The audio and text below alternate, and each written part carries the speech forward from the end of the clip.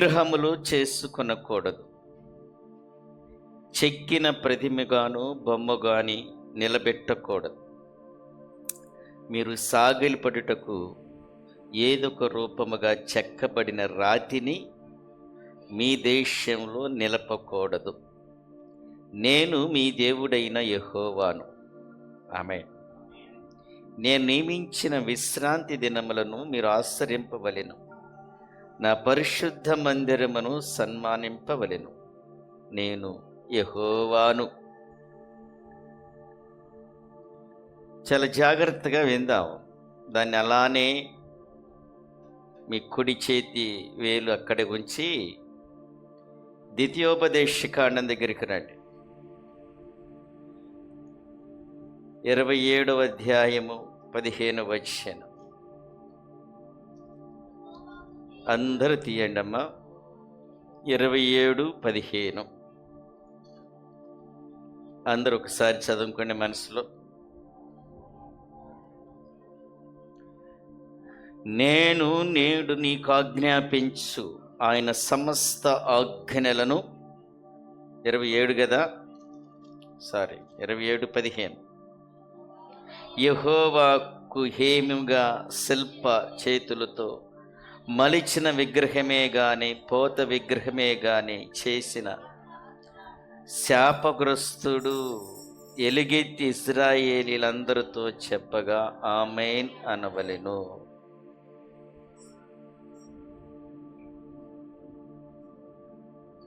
ఇందాం ఇక దేవుని వాక్యాన్ని శ్రద్ధ కలిగి విందాం. విగ్రహములను పూజించకూడదు, విగ్రహములను చేసుకోకూడదు, విగ్రహములకు సాగిలపడకూడదు. అలా సాగిలపడి విగ్రహం చేసిన వాడు శాపగ్రస్తుడవుతాడు. మీ గృహాల్లో విగ్రహాలు ఉన్నాయా? జాగ్రత్తగా దేవుని వాక్యాన్ని విందాం.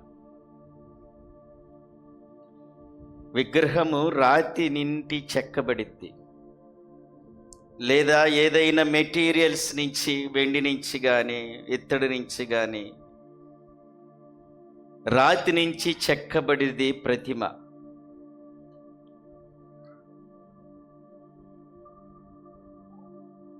ఇవి మన గృహాల్లో ఉండకూడదు. ఇక్కడ మనం చూస్తే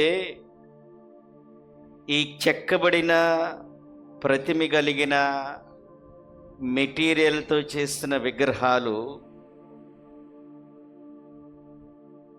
అవి మీ దృష్టిని, మీ సమయాన్ని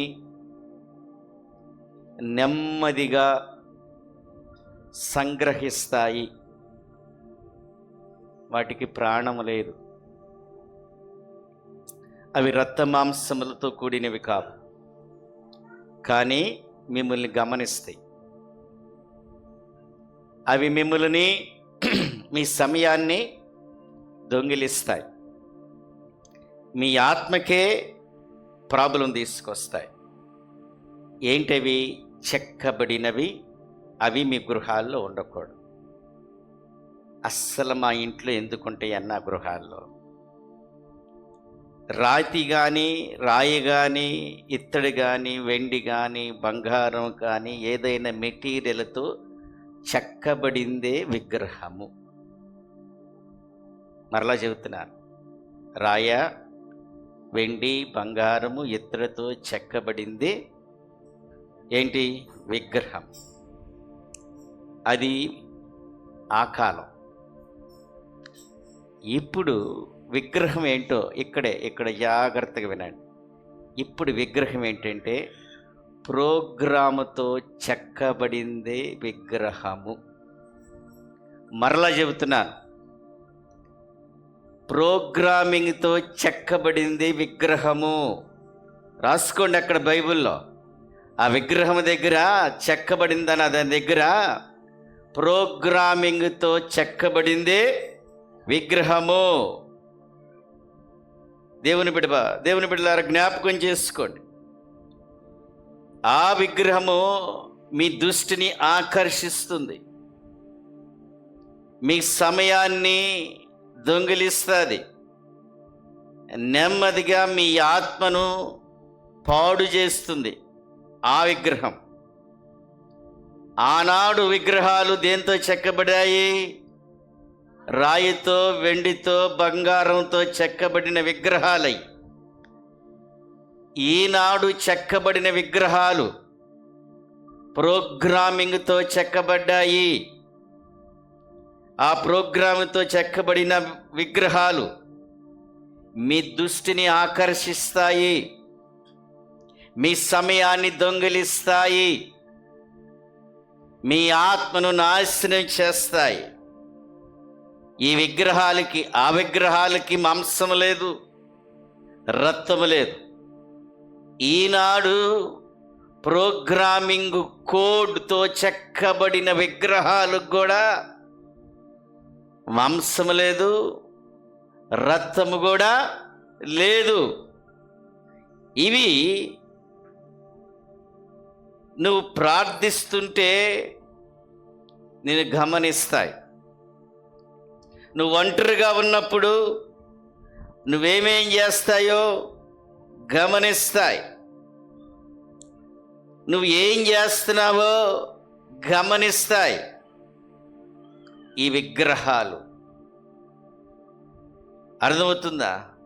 నువ్వు ఏమి మాట్లాడకపోయినా, అందుకన్నాను మీరు చాలా జాగ్రత్తగా వినాలి ఈరోజు వాక్యం.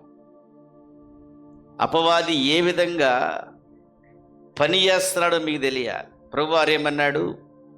చెక్కబడిన విగ్రహాలు మీ గృహాల్లోకి రాకూడదు, ప్రజలు ఇంట్లోకి తెచ్చుకోకూడదు, దానికి సాగిలపడకూడదు, దాన్ని పూజించకూడదు.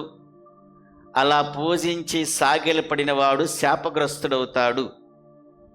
ఇప్పుడు విగ్రహాలు ఏ రూపంలోకి వచ్చాయి? ప్రోగ్రామింగ్ రూపంలో చెక్కబడుతున్నాయి విగ్రహాలు. స్మార్ట్ ఫోన్ అనే విగ్రహము ప్రోగ్రామింగ్ కోడ్తో చెక్కబడింది, అది మీ ఇళ్లల్లో ఉంది. స్మార్ట్ టీవీ ప్రోగ్రామింగ్ కోడ్తో చెక్కబడిన విగ్రహము. దానికి ప్రాణము లేదు, మాంసము లేదు, రక్తము లేదు. అవి మీ గృహాల్లో ఉంటున్నాయి, అవి మిమ్మల్ని గమనిస్తాయి. మీరు మాట్లాడేది వాటికి తెలుస్తూ ఉంటుంది. ముందుకెళ్తే మీకు ఇంకా అర్థమయ్యిద్ది. అవి మీ సమయాన్ని దొంగిలిస్తాయి, అవి మిమ్మల్ని ఆకర్షిస్తాయి, మీ ఆత్మను పాడు చేస్తాయి. మిమ్మల్ని మీ శరీరంలో ఉండగానే మిమ్మల్ని తీసుకెళ్ళి నరకంలో తీసుకెళ్తాయి. ఇవన్నీ చెక్కబడిన విగ్రహాలే. అవి చేందు చెక్కబడింది. ఈడ కూర్చుని కూడా నీ మనసంతా నీ మొబైల్ మీద ఉందంటే ఏడుంది ప్రోగ్రాం? నీ విగ్రహం ఎక్కడా? నీ దగ్గర విగ్రహం పూజిస్తున్నావు. ఆ ప్రోగ్రామింగ్ అనే కోడ్తో చెక్కబడిన విగ్రహం అనే స్మార్ట్ మొబైల్ నీ ఇంట్లో లేదా? వాడదాం, ఇంకా దాన్ని వినికిడికి తీసుకెళ్దాం. దేవుని బిడ్డలారా, అది మాట్లాడకపోయినా, నువ్వు మాట్లాడకపోయినా నేను గమనిస్తూ ఉంటాయి. దేవుని బిడ్డలారా జ్ఞాపకం చేసుకోండి. స్మార్ట్ ఫోన్ ఒక కోడ్తో చెక్కబడింది, ఒక ప్రోగ్రాంతో చెక్కబడింది. స్మార్ట్ టీవీ ఇది కూడా ఒక విగ్రహమే. స్మార్ట్ స్పీకర్ ఇది కూడా ఒక విగ్రహమే. స్మార్ట్ వాచ్ ఇది కూడా ఒక విగ్రహమే. అది మిమ్మల్ని గమనిస్తూ ఉంటుంది, మిమ్మల్ని ఆకర్షిస్తూ ఉంటుంది, మీ సమయాన్ని నష్టపరుస్తుంది, మిమ్మల్ని అపవిత్రతలోకి తీసుకెళ్తుంది, మీ సమయాన్ని దొంగిలిస్తుంది, నేను నిష్ప్రయోజుడిగా చేసిద్ది. ఆ విగ్రహాన్ని నీ గృహములోకి ఉండకూడదు అని ప్రభువారు చెప్పారు. దేవుని బిడ్డ, ఆ విగ్రహము నీతో మాట్లాడిద్ది, నిన్ను ఆకర్షించిద్ది. ఆడ మొబైల్ అనే ప్రోగ్రాంతో చెక్కబడిన మొబైల్, స్మార్ట్ మొబైల్ అనే ఆ విగ్రహము నువ్వు ఆడ పెడితే నిన్ను పిలుస్తుంది,